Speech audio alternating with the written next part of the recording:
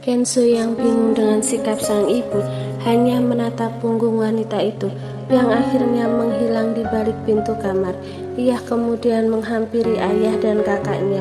"Kean, kenapa bicara kayak gitu sama ibu sayang?" tanya Bara yang juga terkejut karena putrinya bicara seperti tadi. Ia sama seperti Anissa yang tidak menyangka dengan sikap Keandra.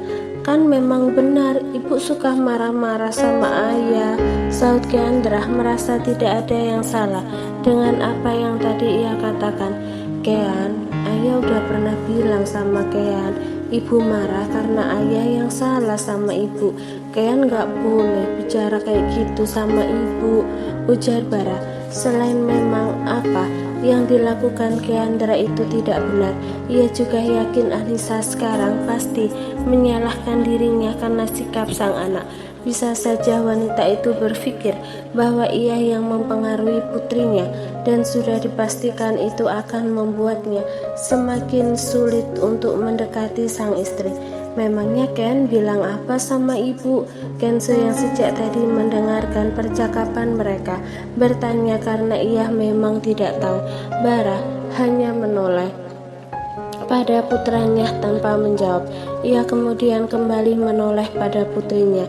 "Ken, dengarkan ayah baik-baik sayang. Ayah yang udah bikin ibu marah, jadi wajar kalau ibu marah. Ayah cuma minta Ken bantu ayah supaya ibu mau maafin ayah, bukannya seperti ini. Ken udah bikin ibu sedih sekarang." Keandra menatap sendu pada sang ayah.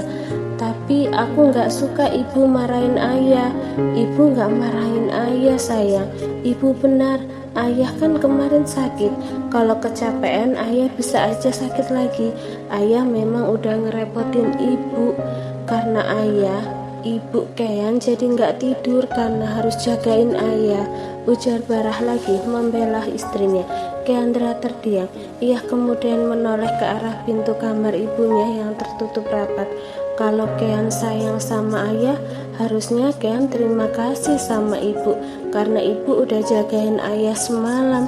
Ayah yakin ibu jadi kurang istirahat karena harus ngurusin ayah, imbu Barah lagi.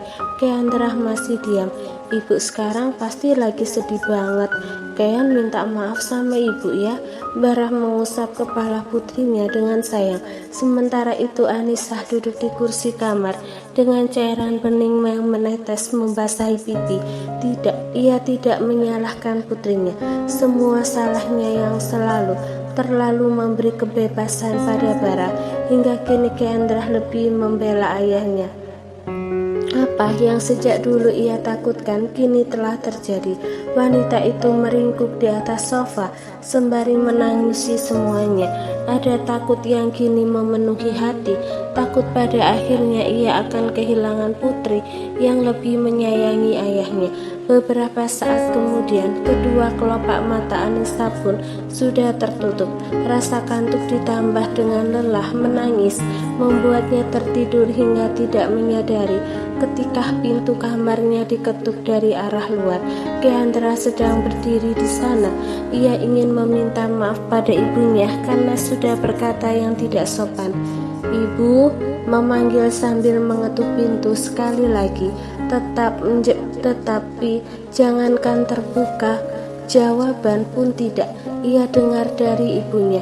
Anak perempuan itu pun mulai menangis karena merasa bersalah dan mengira bahwa ibunya tidak mau bicara.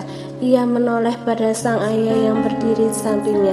"Ayah, apa ibu sekarang marah sama aku? Gimana kalau ibu benci sama aku, ayah?" tanyanya sambil terisak. Bara berjongkok di depan sang anak, mensejajarkan tinggi, kemudian menghapus air mata yang membasahi pipi gadis kecil itu. "Ibu Kean gak mungkin benci sama Kean. Ibu kan sayang sama Kean," ujarnya sambil memeluk putrinya. "Tapi ibu gak jawab waktu aku panggil ayah. Ibu udah gak mau bicara sama aku," saut Keandra di antara tangisnya. "Mungkin ibu lagi di kamar mandi, jadi gak dengar waktu Kean panggil. Kita tunggu dulu aja ya." nanti Kean coba lagi ketuk pintunya, ujar Bara sambil mengurai pelukan. Keandra pun hanya mengangguki ucapan ayahnya. Sudah, Kean jangan nangis lagi ya. Bara lagi-lagi menyapu air mata putrinya yang masih juga menetes. Ayo sini, kita tunggu ibu di kursi aja. Alih-alih menurut, anak perempuan itu kembali mengetuk pintu. Ibu ada di dalam kan? Tolong buka pintunya, Bu. Aku mau minta maaf, Bu. Tetapi tetap saja tidak ada respon apapun dari dalam sana. Itu membuat Keandra semakin bersedih. Jangan nangis sayang, mungkin ibu masih di dalam kamar mandi. Bara berusaha menenangkan putrinya. Memangnya ibu mau apa di kamar mandi lama-lama? Ibu kalau ke kamar mandi itu nggak lama ayah.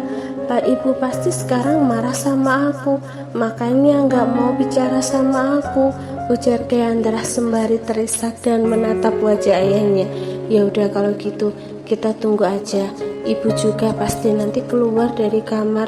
Kean jangan nangis lagi ya, nanti cantiknya hilang kalau Kean nangis terus. Untuk kesekian kalinya pria itu mengusap pipi sang anak yang basah dengan jejak air mata. Kalau ibu nggak mau maafin aku gimana ayah? Itu nggak mungkin sayang, ibu itu sayang sama Kean, jadi pasti mau maafin Kean, balas Bara. Tapi ibu juga sampai sekarang nggak mau maafin ayah. Bara tersenyum getir karena kesalahan ayah sama ibu itu besar banget. Makanya sampai sekarang ibu belum maafin ayah. Tapi ayah gak mau putus asa. Ayah akan tetap minta maaf sama ibu sampai ibu mau maafin ayah. Kalau sama Kean, ayah yakin ibu pasti maafin Kean dengan cepat. Kalau ibu gak mau maafin juga gimana ayah? Kean berusaha terus sampai ibu mau maafin Kean. Ayah yakin kok kalau Kean minta maaf ibu pasti langsung maafin. Apa itu benar ayah? Barah mengangguk sambil mengusap kepala putrinya. Ayo tunggu ibu sambil duduk di kursi aja. Pegal kalau berdiri terus di sini. Keandra menggelengkan kepala. Enggak ayah, aku mau tunggu ibu di sini aja. Ia duduk di atas lantai dengan punggung menempel pada tembok. Tapi di sini dingin sayang. Ayo ikut ayah, kita tunggu ibu di kursi aja. Nanti juga kalau ibu keluar dari kamar pasti bakal ketahuan. Barah membujuk putrinya, namun gadis kecil itu tetap menolak. Aku mau tunggu ibu di sini aja. Tapi kayak nanti kalau kedinginan, tapi kayak nanti kedinginan loh kalau duduk di sini. Gak apa-apa ayah, aku juga harus dihukum karena udah bikin ibu sedih, ujar Keandra. Bara menghela nafas panjang kemudian menatap pintu kamar yang masih tertutup. Dalam hati ia pun khawatir bahwa wanita itu memang marah pada putrinya hingga tidak berkenan untuk membuka pintu. Padahal tadi ia sudah merasa selangkah lebih dekat pada wanita itu. Tetapi kini masalah baru kembali muncul dan menimbulkan salah paham di antara mereka. Apa aku ketiduran? Gumam Anissa yang baru saja membuka mata, kemudian memegangi kepala yang tiba-tiba saja terasa berdenyut. Au, kepalaku! Ia meringis karena tidak ada air minum di kamar. Anissa pun akhirnya memutuskan untuk keluar sambil memastikan keberadaan anak dan suami karena terdengar sunyi. Ibu! Anissa terkejut hingga sedikit melonjak saat baru melangkahkan kaki keluar dari kamar. Tiba-tiba saja Keandra memanggil seraya bangkit berdiri. Ibu, aku minta maaf. Keandra memeluk pinggang ibunya dengan erat. Ibu jangan marah lagi. Aku mau di sini sama ibu. Aku nggak mau ikut ayah. Anissa menghela nafas panjang kemudian mengusap kepala putrinya. Ibu juga minta maaf, ibu gak akan melarang kalau Kean mau ikut ayah, sepenuh sadar bahwa ia tidak bisa memaksakan kehendak meskipun memang itu berat. Enggak ibu, Keandra menggeleng tidak sedikit pun melepaskan pelukan. Aku mau sama ibu, aku sama Ken pulang dulu, pamit Barah yang hanya diangguki oleh Anissa. Kean, ayah pulang dulu, maaf ayah belum bisa ajak. Ken jalan-jalan lain kali nggak apa-apa kan? Membungkuk di depan putrinya. Nggak apa-apa ayah, jawab Kendra. Ken mau ikut ayah pulang atau mau di sini? Bara bertanya pada putranya. Memangnya boleh aku di sini? Kenzo bertanya balik. Boleh, nanti ayah jemput lagi. Ayah ada urusan dulu, jawab Bara. Ayah mau kemana? Kan ayah lagi sakit. Kenzo menatap sang ayah penuh tanya. Ada kerjaan, jadi Ken mau di sini atau ayah antar ke rumah Oma? Di sini aja, jawab Kenzo, kemudian menoleh pada ibunya. Boleh kan Bu? Boleh sayang, angguk Anissa. Bara akhirnya pamit karena memang ada janji bertemu dengan seseorang. Sebab itu juga ia menitipkan Kenzo. Jadi ceritanya kamu udah baikan sama istri kamu? Tanya Arya sambil menyodorkan minuman ringan dalam kemasan kaleng pada Bara. Boro-boro, ketus Bara seraya menerima apa yang diberikan oleh temannya. Arya tertawa. Anggap aja kamu lagi manen apa yang dulu kamu tuai. Pernah dengar orang bilang mendapat kepercayaan itu mudah, yang sulit adalah mempertahankannya. Lalu masalahnya kamu bukan cuma gagal mempertahankan kepercayaan dia, tapi kamu menghancurkannya juga. Kalau aku jadi dia, mungkin aku akan melakukan hal yang sama. Ibu Arya, bisa tolong kalau temen cerita itu jangan bikin mental tambah down, bukannya kasih solusi. Kesal Bara. Solusinya ya sabar, balas Arya yang kembali tertawa. Bara hanya mendelik sebal tanpa mengatakan apapun. Aku kemarin lihat istri kamu ngobrol sama orang, ujar Arya lagi sambil menatap sang teman dengan raut wajah serius. Laki-laki atau perempuan? Bukannya menjawab, Arya justru kembali tertawa. Dan tentu saja hal itu membuat Bara bingung. Kenapa kamu malah tertawa? Apanya yang lucu?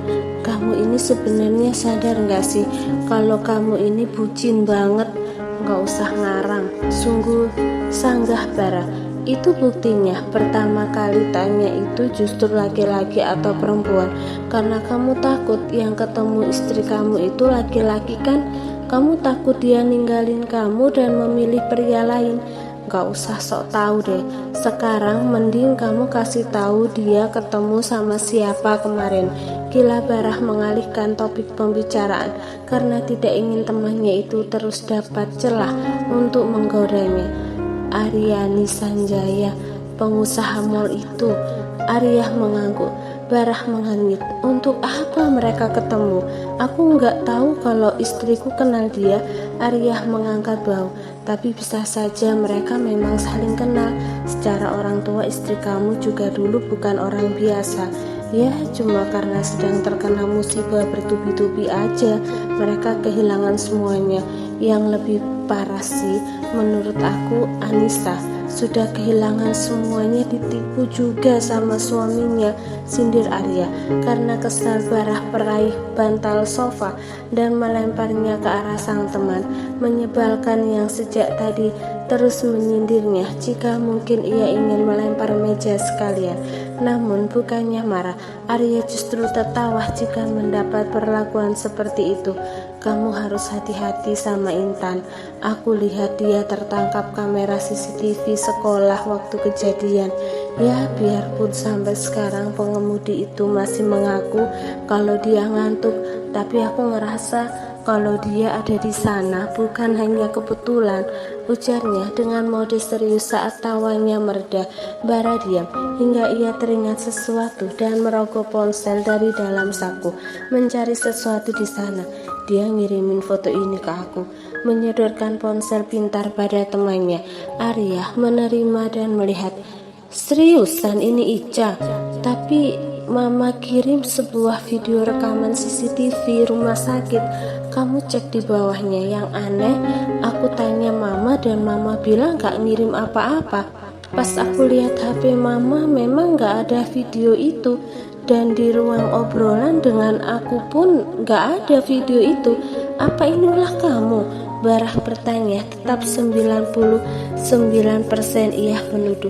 Mana ada, lagian aku juga nggak tahu kamu ada masalah sama Ica gara-gara foto ini, sangkal Arya. Tapi aku yakin kamu pasti mikir negatif tentang istri kamu setelah lihat foto ini. Bara, selain harus minta maaf, kamu juga harus belajar percaya sama dia. Bara diam, menyangkal pun percuma. Arya memang orang yang paling memahami dirinya. Bahkan kadang pria itu tahu sesuatu yang ia sendiri tidak menyadarinya. Lalu sekarang apa rencana kamu? Jangan bilang kamu mau ngancam dia lagi kayak dulu supaya mau tinggal sama kamu, kata Arya lagi bertanya. Bara lagi-lagi dibuat diam oleh pria itu. Ia memang sempat berpikir ke arah sana saking frustasinya. Buang jauh-jauh deh pikiran itu. Itu cuma akan bikin dia semakin tidak respek sama kamu.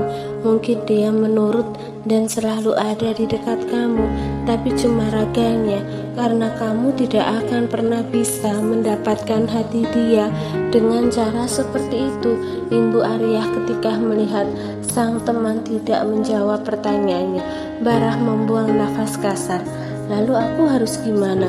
Mana aku tahu. Yang pasti kamu udah bikin dia sakit hati, dan udah pasti kamu harus sembuhkan dulu, baru hatinya bisa kamu miliki. Yang harus kamu ingat, itu tidak akan mudah, jawab Arya. Barah lagi-lagi terdiam setelah mendengar ucapan teman menyebalkan. Tetapi sayangnya, apa yang dikatakan selalu masuk akal. Aku balik dulu, aku harus jemput Kenzo. Dia besok sekolah dan aku juga harus kerja. Pamit Barah karena ternyata ia sudah menghabiskan waktu berjam-jam di sana. Arya hanya bergumam sambil mengangguk. Ibu lagi apa? Tanya Kenzo sambil mengucek mata karena ia baru bangun tidur siang, dan saat keluar kamar mendapati ibunya sedang memasak di dapur. Anissa tersenyum. Lagi masak, duduk sini. Ibu buat pisang goreng kesukaan Ken. Ia meminta putranya untuk duduk. Ibu tahu dari mana aku suka pisang goreng? Tanya Kenzo. Anissa diam karena ia belum menyiapkan jawaban dari pertanyaan anaknya. Pisang goreng kan makanan yang enak dan banyak disukai. Ibu yakin Ken suka juga, kilahnya. Oh, Kenzo percaya saja dengan apa yang dikatakan oleh ibunya. Ayo dimakan, mumpung masih panas. Iya Bu, Ken masih tidur. Kenapa Ken nggak bangunin juga? Tanya Anissa sambil memasukkan adonan pisang goreng ke dalam wajan berisi minyak panas. Ken udah nggak ada kok di kamar Bu, sahut Kenzo setelah menelan makanannya. Aku kira dia udah bangun duluan, ujarnya, dan membuat sang ibu terkejut.